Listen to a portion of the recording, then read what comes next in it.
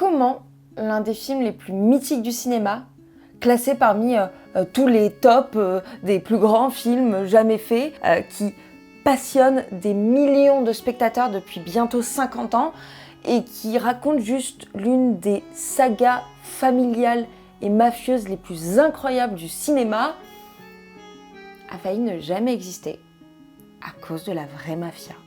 Aujourd'hui, je veux te raconter l'histoire du Parrain, avant que le Parrain ne soit fait, et comment il a failli ne jamais voir le jour. Et cette histoire, elle me passionne, mais vraiment me passionne, depuis bientôt 1 an, quand j'ai découvert la série The Offer sur Paramount+, qui raconte justement comment s'est déroulé le tournage du Parrain, et surtout en lisant le livre Making of de Mark Seal, Leave the Gun, Take the Cannoli, qui est vraiment mon livre de chevet, qui me fait me rendre compte à quel point le cinéma, c'est des emmerdes, beaucoup de compromis, mais tellement des histoires passionnantes au-delà du film lui-même. Et là, je pense qu'avec cette histoire-là, t'es pas prêt.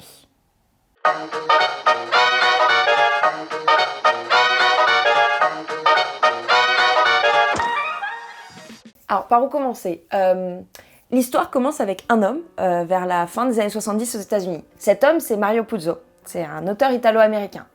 Et ça fait quelques années qu'il enchaîne les petits romans qui marchent plus ou moins. Mais bon, ce qu'il enchaîne le plus surtout, c'est les dettes de jeu. Le gars est un énorme flambeur. Et bon, ça lui réussit pas trop.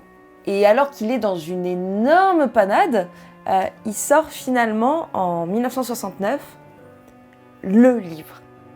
Celui qui va le faire connaître au-delà de tout ce qu'il aurait jamais pu espérer et plus encore, le Parrain. Dans ce roman, il raconte l'histoire des Corleone, une grande famille mafieuse new-yorkaise, entre les choix pas très orthodoxes du patriarche Vito et l'ascension au pouvoir du fils prodigue Michael. Et évidemment, avec un pitch comme ça, le livre devient directement un énorme best-seller.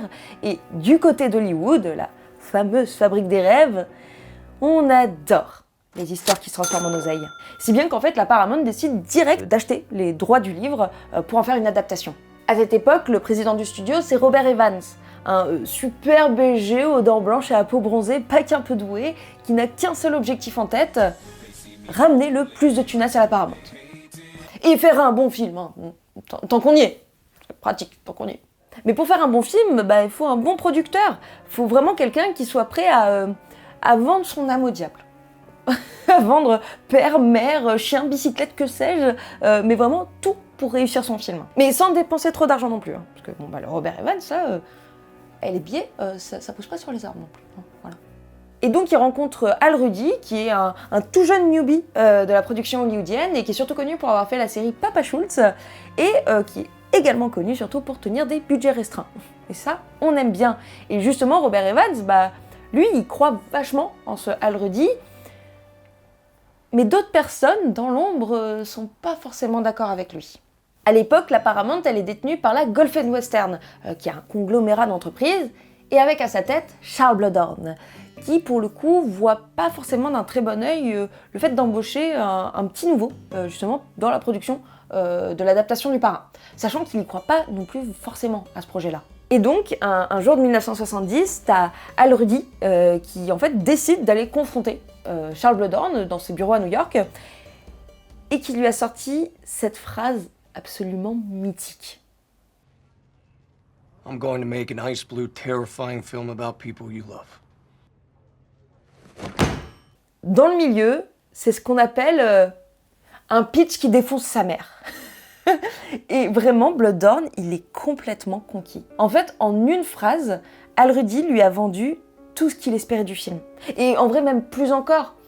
Parce qu'il n'y a pas besoin de s'attarder sur les histoires de mafia, de meurtre, tout ça. Non, l'histoire du Parrain, c'est une histoire vraie et terrifiante. Et ça, Charles Bluhdorn, il l'avait compris. Et c'est comme ça qu'il a décidé justement de confier la production à Al Ruddy. Et c'est parti mon kiki, on peut se lancer dans le film. Mais avant ça, il faut quand même d'abord trouver une personne. Mais qui sera assez talentueux, assez robuste pour porter sur ses épaules un tel projet et réaliser le meilleur des films. Et bah pour Robert Evans, donc le patron de la Paramount, il y a déjà une chose qui est sûre et certaine. Le film doit être joué et réalisé par des Italo-Américains, comme son auteur Mario Puzo. Pour lui, en fait, il faut que le film sente la spaghetti. C'est pas moi qui le dis, hein. C'est vraiment Robert Evans qui a utilisé cette phrase. Et pas qu'une fois. Pour le coup, je la connaissais pas, cette discrimination à l'embauche-là. Hein. Bon, il y a quelques noms qui commencent à fuser, mais celui sur lequel on revient surtout, c'est Francis Ford Coppola, qui est un jeune cinéaste de 30 ans, au gros potentiel créatif, et surtout à la grosse généalogie italo-américaine. Question de pédigré à ce niveau-là, quoi. Et pour Robert Evans, c'est sûr que c'est lui le plus adapté.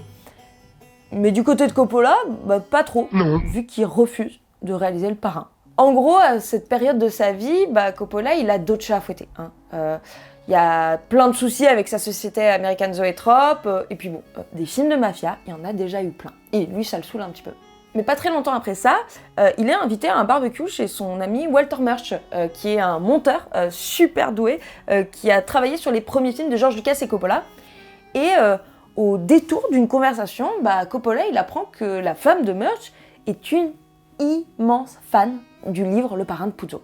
Et à partir de là, en fait, ça active un peu les méninges du cinéaste, qui se dit que bah, si les gens sont aussi fans du livre, peut-être qu'ils seront aussi fans du film qu'il adapte. Donc finalement, Coppola accepte de réaliser Le Parrain, mais à une seule condition, que le film ne raconte pas seulement des histoires de mafia. En fait, un peu comme pour le pitch de Al Rudy, pour lui, c'est avant tout une histoire de famille que raconte Le Parrain. Et en fait, ça englobe plein d'autres choses avec ça. Parler de la mafia et de son industrie, c'est un peu comme en faire une métaphore du capitalisme américain. Et c'est ça que veut raconter Francis Ford Coppola. Il rencontre après Mario Puzo, donc l'auteur du livre, avec qui il devient direct super pote, du fait qu'ils sont tous les deux très fans de bouffe. Comme quoi, la nourriture, ça crée des amitiés. Et ils se mettent tous les deux à écrire le scénario du film. Mais très vite, les ennuis commencent. Quand il écrivait son livre et qu'il imaginait la tête des personnages, Mario Puzo, il était sûr d'une chose. Pour jouer Vito Corleone, il faudrait absolument Marlon Brando. You remember that night in the garden, you came down my dressing room and said, "Kid, this ain't your night. We're going for the price on Wilson." You remember that? This ain't your night. Sauf que la Paramount dit non. En fait, ces dernières années, les films de Brando, ils ont pas trop marché. Hein. Et en fait, ce serait presque se tirer une balle dans le pied, en fait, que de l'embaucher dans le film. Mais bon, Mario Puzo, il en démord pas, il sait ce qu'il veut, et donc il décide d'envoyer une lettre directement à Marlon Brando en lui clamant son admiration et en lui disant qu'il a vraiment envie qu'il joue dans l'adaptation de son livre. Et Brando répond, bien sûr, et lui dit que... Mais... En vrai, jouer le patriarche sur le déclin d'une famille mafieuse, ça l'attire pas des masses. Enfin, au moment où Brando apprend que la Paramount est en train de faire passer des essais à Laurence Olivier, donc un autre grand acteur d'Hollywood, pour le rôle de Vito Corleone, Brando finalement il se dit peut-être qu'il est bien ce rôle-là finalement, en fait, c'est peut-être intéressant. En vrai, j'aime trop vraiment cet esprit de compétition, de se dire « c'est pas lui qui l'aura, c'est moi !» Comme quoi, l'esprit de compétition, ça a pu sauver quelques grandes productions. Voilà. Et en plus, on fait des rimes. Bon, je vous passe le fait que la Paramount a encore une fois dit non, hein, c'est un petit peu relou sur les bords, et que Coppola a dû simuler une crise d'épilepsie pour qu'il soit finalement d'accord. Je sais, on en est vraiment à un niveau de chantage enfant de 8 ans qui veut pas aller à l'école. Mais bon, ça a marché et Brando est engagé. Et c'est là qu'arrive l'un des moments les plus mythiques du cinéma. Vraiment la raison pour laquelle j'avais tellement envie de vous raconter cette histoire. Ce moment où un personnage prend vie à l'écran. En gros, lors d'une répétition chez Marlon Brando, l'acteur a créé Vito Corleone. Il a demandé à son assistante de lui fournir du cirage pour chaussures noires qui s'est étalé dans les cheveux. Il s'est dessiné une petite moustache avec. Il a pris des Kleenex et les a mis dans ses bajoux pour se donner un effet de bulldog un petit peu. Et puis il a commencé à agir comme un homme. Comme l'homme qui est Vito Corleone.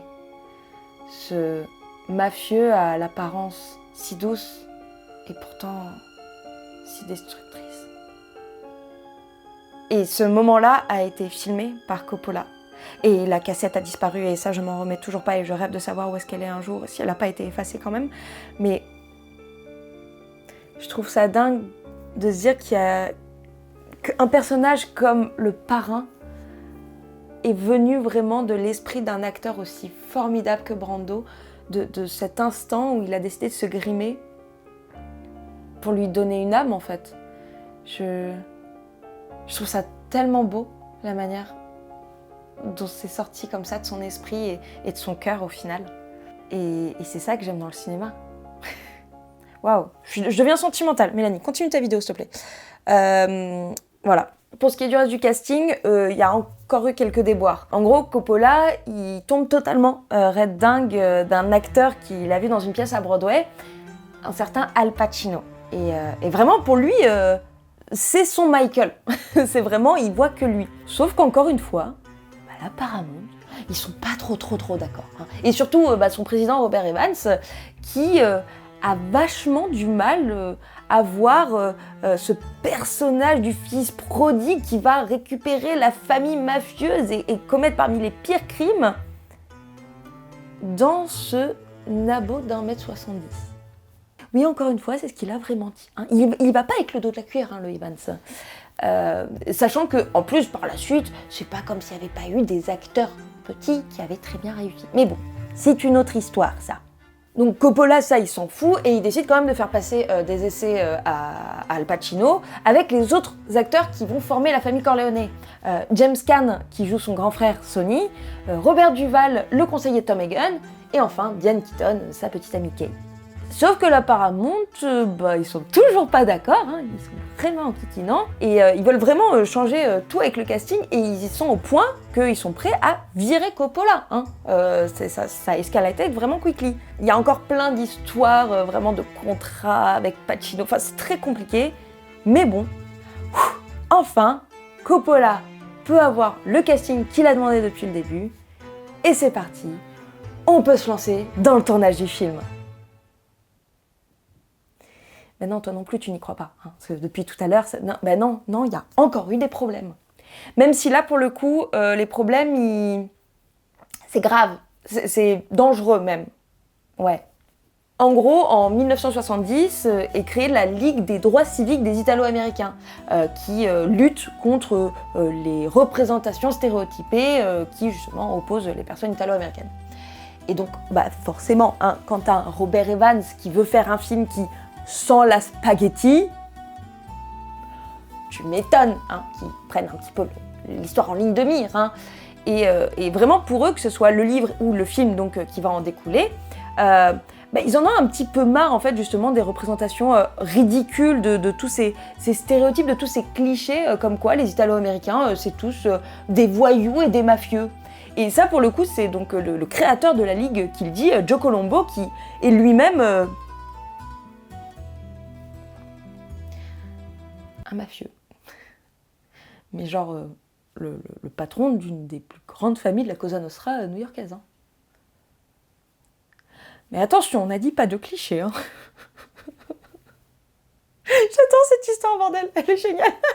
Et donc au moment où la Paramount commence à faire savoir qu'ils vont tourner à New York et qu'ils arrivent sur les lieux, la Ligue va pas trop les aider, hein, à base de menaces, de tentatives d'intimidation, d'alerte à la bombe ou même de révolte des syndicats, parce que oui, ça aussi c'est un souci avec la mafia. Mais attention, hein, on a dit pas de clichés. Sauf que bon, c'est pas tenable hein, de tourner un film dans ces conditions, Et donc le producteur, Al Ruddy, il décide de prendre son courage à deux mains, il fait un petit peu pipi dans sa culotte, et il va voir Joe Colombo pour lui en toucher deux mots. Hein. Et en vrai, eh ben, ça se passe pas si mal que ça. Parce que pour Colombo, vraiment, ce qui l'embête, c'est les clichés. Ce qu'il n'est lui-même pas du tout, évidemment. Hein. Et en vrai, assez rapidement, ils arrivent à un compromis. Que dans le scénario, les termes mafia, cosa nostra et tous les mots italiens qui s'y réfèrent soient tout simplement virés. Et pour être sûr de ça, le producteur, il invite le mafieux dans ses bureaux à New York pour lui dire « Mais vas-y, lis le scénario, au cas où, même il y aura peut-être d'autres choses que tu veux voir, tout ça, pour en être sûr. Hein. » Sauf que Colombo, quand il arrive justement devant ce mastodonte de 155 pages, mais il a la flemme de le lire. Et donc vraiment, il ouvre juste la première page, il referme, dit « Ok, c'est bon. » Je trouve ça génial, j'adore. Alors étrangement, le terme mafia, il apparaissait dans le scénario d'origine qu'une seule fois, au moment où le producteur de cinéma insulte Tom Hagen. Et ça y est, problème réglé, on peut enfin tourner le film.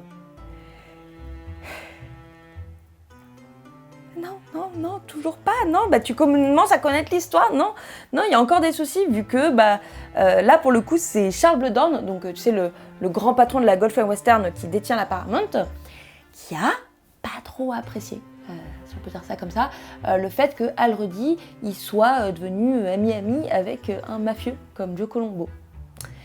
Et ça se comprend aussi, il n'y a pas de souci, ça peut faire mauvaise presse, c'est sûr. Et donc, pour le coup, il décide de le virer. Tout simplement, hein. Allez, bisous, bye bye, va faire autre chose avec tes amis mafieux. Sauf que, à ce moment-là, le mal, qui pour le coup s'est transformé en bien, il est déjà fait. En fait, Al Ruddy, avec justement cet énorme coup de poker, il est devenu le seul intermédiaire entre la production du film et la mafia new-yorkaise.